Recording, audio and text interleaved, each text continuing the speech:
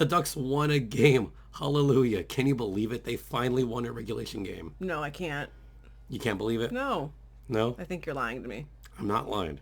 We'll talk about that on today's Locked On Anaheim Ducks, part of the Locked On Podcast Network.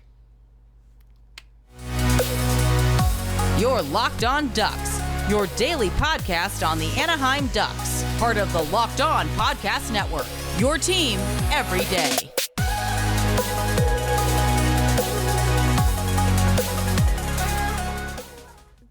So this is Locked On Anaheim Ducks, and that is Carrick milk. I don't know what it is, but it's that. Thank you, Sam Carrick. For your maple milk. It's really good. What is it so that I don't keep lying on the podcast? It is maple water. Same difference. Yeah. Anyway, welcome to Locked On Anaheim Ducks, part of the Locked On Podcast Network. That's Sarah Avampato. I'm Jason J.D. Hernandez, covering hockey for a decade. We've both been covering hockey for a long time. I guess. Yeah. Yeah. Yeah. A while. You know what I haven't seen? What? In all the years I've been covering hockey? What? A team go 19 straight games without a regulation win. Yeah, it's been a while. Yeah. Yeah. Good job. Yeah, the Ducks did the thing. So, those of you listening and watching might have noticed that my voice is a little hoarse. He was yelling at the Ducks too much, and that comes with significant health warnings. Yeah.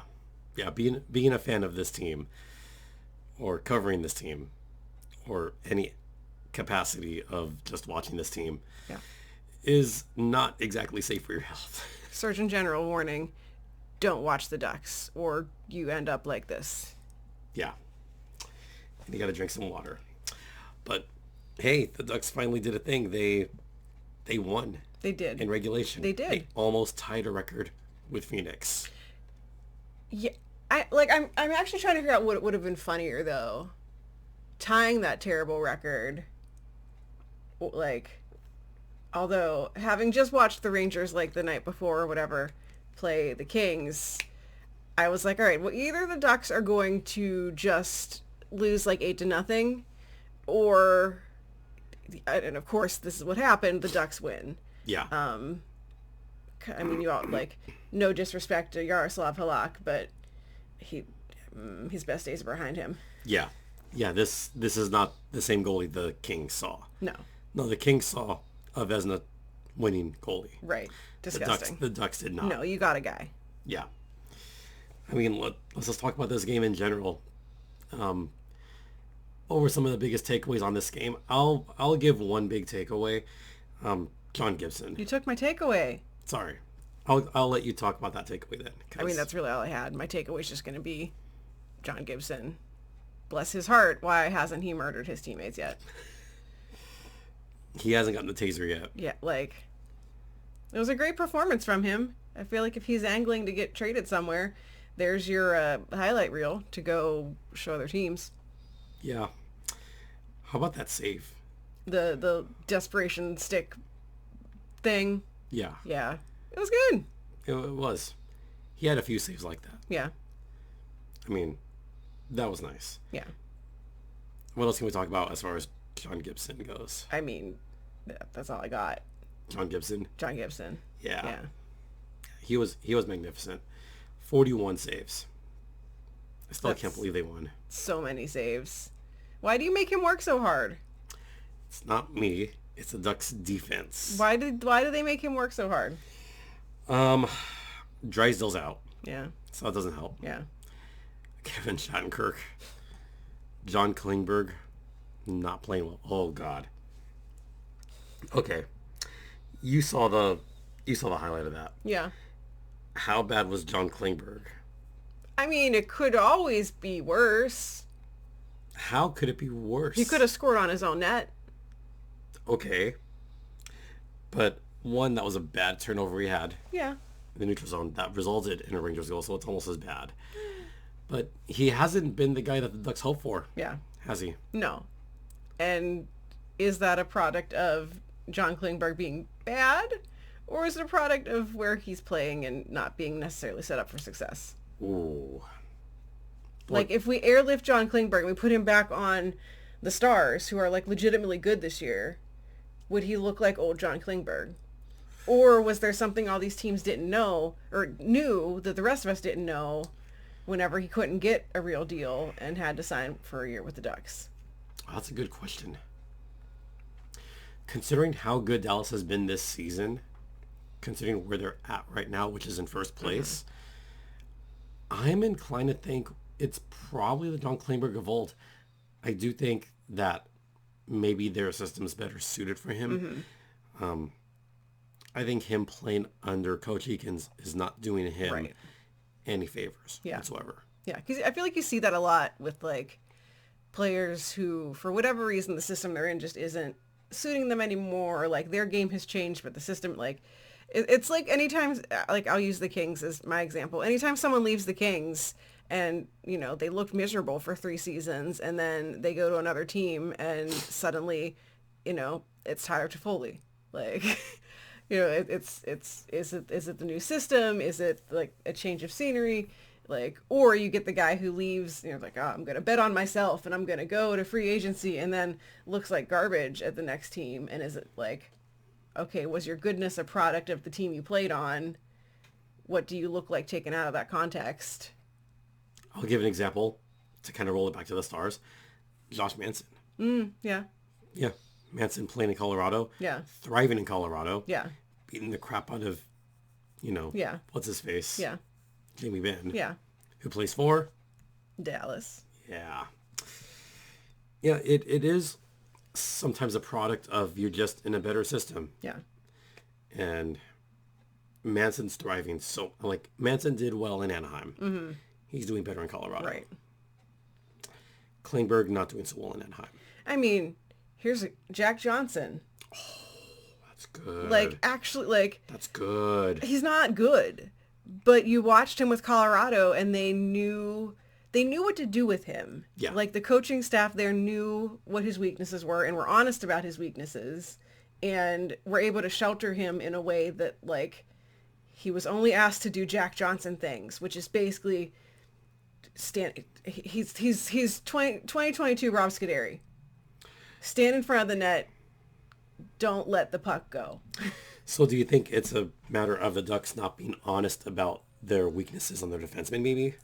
Probably. I think there's probably something going on there of, or not even, maybe not even necessarily that, but just like aren't good at knowing how to best use people. Maybe. Yeah. I mean, that's been Dallas Eakins' tenure. Yeah. The whole time. Yeah. Yeah.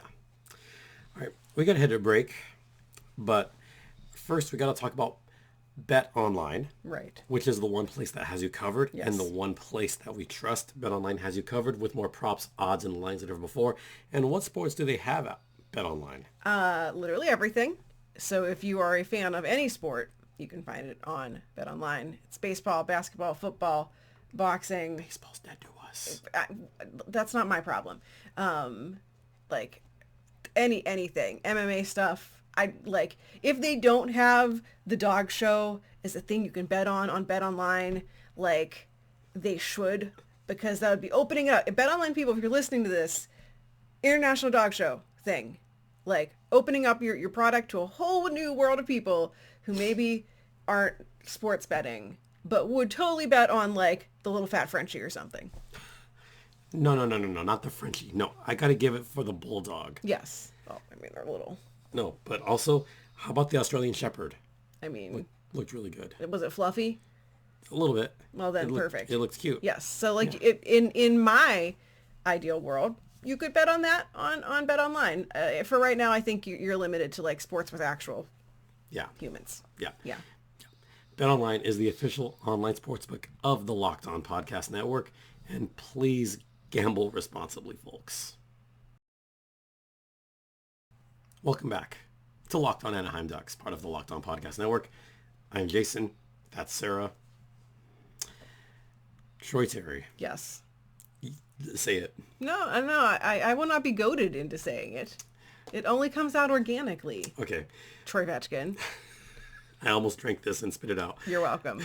But, I mean, God, that goal was beautiful. Yeah. How did he get that off, first off? Because he's a good hockey player. how many guys were around him? All of them. Like 4 Rangers. It was like actually the reverse of that play from the game the Jets won against the Ducks, where Kyle Connor scored and literally all 5 Ducks were surrounding him in a circle and he still managed to get that shot off and scored. This was like that, only reversed. Yeah, he got the Uno reverse card on that one. Because Troy Vetchkin got past one defenseman on the neutral zone, then cut through the blue line, and there's 4 other Rangers waiting, and none of them could stop him. No. That was also a brilliant shot. Yeah. I mean, he picked that corner well. Yeah. And this is really the Troy Terry appreciation hour, because he's been that guy for the Ducks so far this season. I still think he can get 90 points. Maybe 100. I don't know. What do you guys think out there? Do you think Troy Terry can get 100 points this season? Are they thinking about it? When was the last time the Ducks had a 100-point score? Oh, this has been a while. I want to say Teemu Solani. Really? It's been a while. Oh, yikes. Yeah. That's rough. But I think it would be funny if Troy Terry did it. Like, that'd be great. Well, I know when the last 50 goal scorer was. Yeah. That was the Worm. Oh. Yeah, Corey Perry. Can you believe it's been that long? Yeah, that's horrific. The passage of time is disgusting. Yeah. Yeah. What's your point? Nothing. Yeah. I mean, look, there's been some great players on the Ducks. Have they had one? It's been a while. No, Teemu Solani. Wow. All the way back in 1999. And those are literally the only, like, they weren't even they were still the Mighty Ducks. Yeah. That's only 2 guys. That's fascinating. Want to read off the other one? Obviously it's Paul Kariya. Yeah. Obviously. That's really it. Yeah.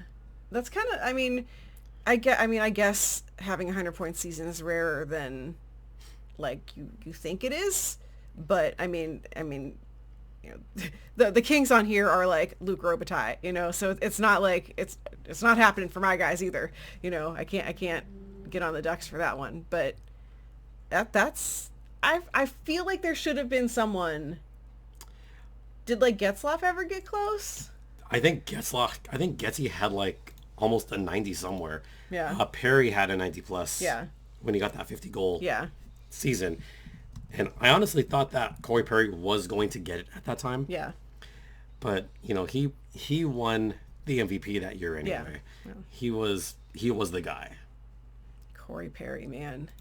What's wrong with Corey Perry? It's the Worm. I'm so glad that he's on. Is he still with Tampa? Yep. Okay. I'm glad he's over there. And the closest Ryan Getzlaf got was 91 points. That's close. Yeah. So, we could have a 90-point scorer. Yeah. Could join Ryan Getzlaf on that list. Could join Corey Perry on that list. Yeah. Solani, Kariya, obviously. There's some good guys. Yeah. And I feel like it's a fun time for Ducks fans, because you can say to me, oh, like, I think that Troy Terry could compete for a 90-100 point season, and like I'd buy that. But you could also say to me, maybe not this year, but in a couple years, like Trevor Zegras is going to compete for a 100-point season. Like Mason McTavish is like on his way to it, like, and I'd buy it. Like, I feel like you have the horses to do it. I 100% believe that Trevor Zegras can get a 100-point season in his career. Like, that's not even like BSing. Yeah. Like, I believe it. Yeah. Because look at the creativity that both Zegras and if they stay on the same line, right? Oh my God. Yeah. They could do what Kariya and Solani did that one year, 99, where they both got 100. Yeah. I like it. It could happen. I like it. Kings fan, you didn't hear that from me, but that'd be fun. It would be fun for the Ducks. It's been 22 years. Yeah. Well, it's time. Ooh. Wait, how old's Trevor Zegras? 20. Was he alive the last time the Ducks had a 100-point player? I don't think he was. Like, Trevor Zegras was born in 2001, so Trevor Zegras was not alive. That makes me a little bit sad. He was not alive the last time the Anaheim Ducks had a 100-point scorer. Oh, man. That's... Just say it. Terrifying. And hilarious. Yeah, also hilarious. Oh, it's kind of great. Yes. By the way, Troy Terry averaging over 8 points a game. He's on an 84-point pace right now, but I think he can pick it up. Like, I believe he can get 90. Yeah. Yep. Yeah. And I mean, I feel like it's one of those things, like, he can only do so much. So it's like, as the rest of the team goes, so does he. Yeah. So I think a lot of his success is going to depend on, that they avoid another 19-game stretch where they're not winning regulation games. Like, yeah. But it could be possible. It'd be fun. And like, wasn't just like 3 seasons ago people were like, trade this guy, he's a bust. Yep. Yeah. Yep. I hope you feel bad now if you were one of them. Oh my God. I hated that. Because I was definitely a Troy Terry defender. Yeah. Like, you know, I was a Troy Yeah. Terry defender. And I was like, he's going to bust out this year. He's going to bust out. He's going to be the guy. Yeah. He's just a little bit of a late bloomer. Yeah. Because how old is he now? He's like 25. Yeah. Yeah. So he just, and then, knowing that this is a round where hockey players reach their peak, like the average player, like, you're seeing the best of Troy Terry over the next couple years. Mm-hmm. And I will continue to defend Troy Terry to the end of time, by the way. Continually. Yeah. Yep. All right. We got to head into a second intermission. And, it's Thanksgiving today, so instead of talking about the Ducks, Yeah. I mean, still a little bit about the Ducks, but kind of talk about what we're thankful for and what Ducks fans should be thankful for. Sound fun? Trevor Zegras. Yeah. Case closed. Yeah. We'll get to that on the other side. Hi. How's it going? It's Thanksgiving. Yes. You know what that means? If you're not listening to this on Thursday, Thanksgiving, just pretend that you are. Yeah. And if you are, happy Thanksgiving. Yeah. Or maybe you're listening on Black Friday, who knows? Yeah. Or you're Canadian and all of this is meaningless to you. Yeah, exactly. We have a lot of Canadian fans, by the way. We love the Canadians around here. Yeah, they're cool. So, I mean, I do want to talk about what the Ducks should be thankful for first. I mean, I know it seems like there's not a lot to be thankful for. They're in last place, yada, yada, yada. I get that. You know what Ducks fans should be thankful for? They should be thankful that they're playing an actual NHL arena. Where they... Yeah, what? Nothing. It's true. It's fine. They're not playing at Mullet Arena. But it's called Mullet. It is. But the Ducks is called the Ponda. Yeah. Ducks in a pond. Yeah, that's also pretty funny. It is. I mean, when it's a full house, it's a fun atmosphere. Yeah. Very orange. I just wish they had escalators there. They don't have escalators? Okay. I have been to the Ponda, but apparently not in a way that would have made me aware of the fact. I've always sat in the lower bowl. Yeah. They don't have escalators? Okay. So Ducks fans have been saying this for years. Why doesn't the pond have escalators? You just have those stairs going up to the 300 club level and the 400 terrace level, and it's all stairs. All 4 sides, northwest, east, south. It's all stairs. The only way to get up is through the stairs or through the elevators on each side. That's it. There's no escalators. Were they cheap when they made it? It was 1992. Escalators existed in 1992? Yeah, but there weren't a whole lot of arena or hardly any arenas back then that had escalators. You're owned by Disney. I know. But I'm genuinely shocked to learn this. you know what didn't have escalators to start? The Shark Tank. Really? Yeah. Aw. You know what? I'm going to bring her into this. Aw. There's a dog down There's there. a dog down there. The Forum didn't have escalators. Yeah, but I mean, the Forum's like old. True. God, I've been to so many arenas. Apparently, the Montreal Forum didn't have escalators. Also old. Also old. Yeah, like, let's talk what things built in the 90s that don't have escalators. Phillips Arena, I don't know what that is. where the Thrashers played. But they're gone. A, they're gone. B, everything about that was just a hot mess. Yep. And when I visited there, America West Arena in Phoenix, Arizona, which, by the way, opened the same year as the pond. Mm-hmm. And also didn't have escalators. Well, interesting. Yeah. But then they had that major revamp. So now they have it. So ducks, escalators. Huh. Still better than mullet. I guess. Yeah. Fascinating. What else should Ducks fans be thankful for? That you're getting to watch incredibly exciting, fun young players. There's the clip from I think it was the Rangers game where Trevor Zegras just bats a puck out in midair to clear it. It's stuff like that, I feel like for the past several years, Ducks fans haven't been able to, it's just been a slog. And I say that as a person who follows and covers a team who also has been enduring its own slog to just get through seasons. Mm-hmm. And knowing that, there is at least some sort of light at the end of some sort of tunnel, and you're starting to see the product of that now, and you're getting to watch fun, creative players like Trevor Zegras who are doing things that are getting the Ducks on Sports Center or whatever because he does something ridiculous. It's I feel like it's a fun time to, become a Ducks fan if you're new to hockey, or to come back to the Ducks if you gave up because you were this bites, or to feel really smug about the fact that you stuck with the team even through all the mediocre years, to be I've been here all along talking to you about Trevor Zegras. Where have you been? I think it's just fun. It's a nice thing to know that regardless of, winning is important, whatever. This is professional sports. Of course, winning is great, but you at least get something fun to watch. Yeah.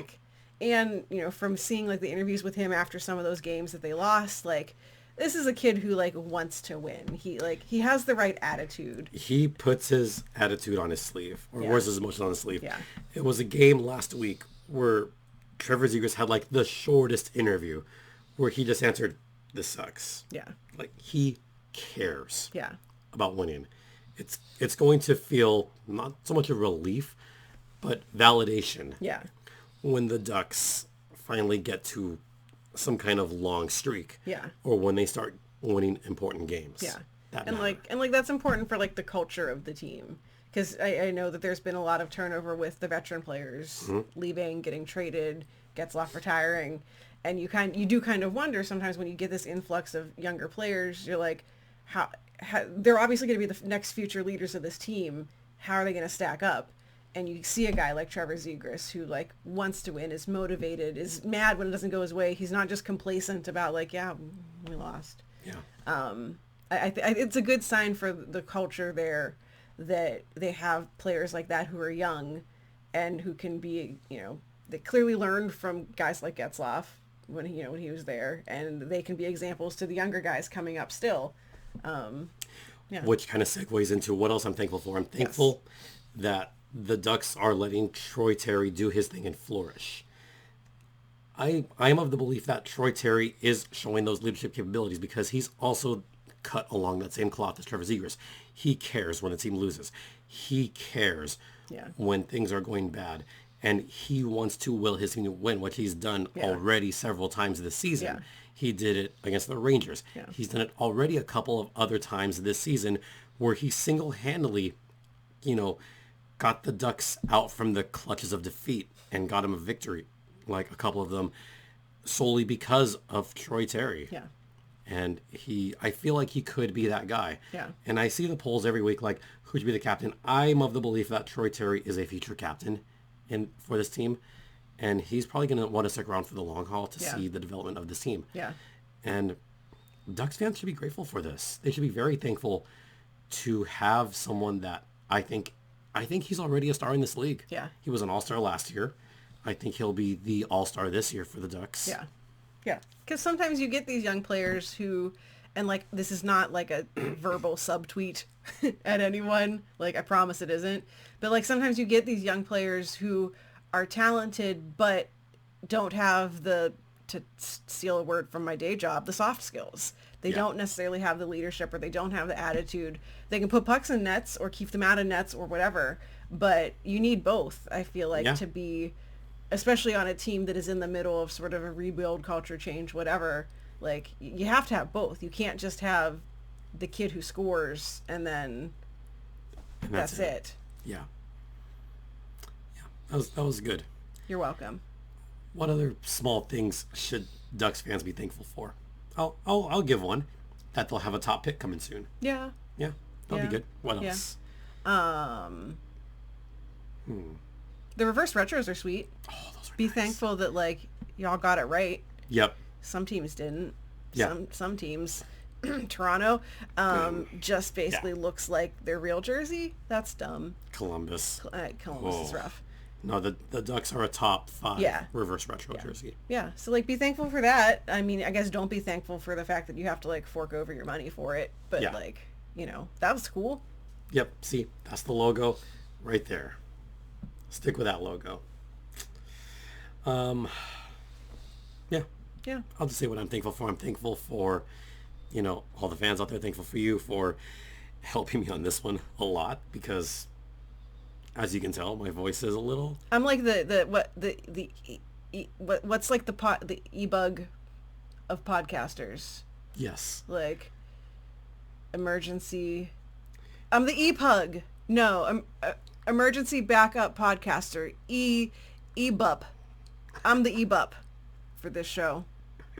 You're welcome. That was great.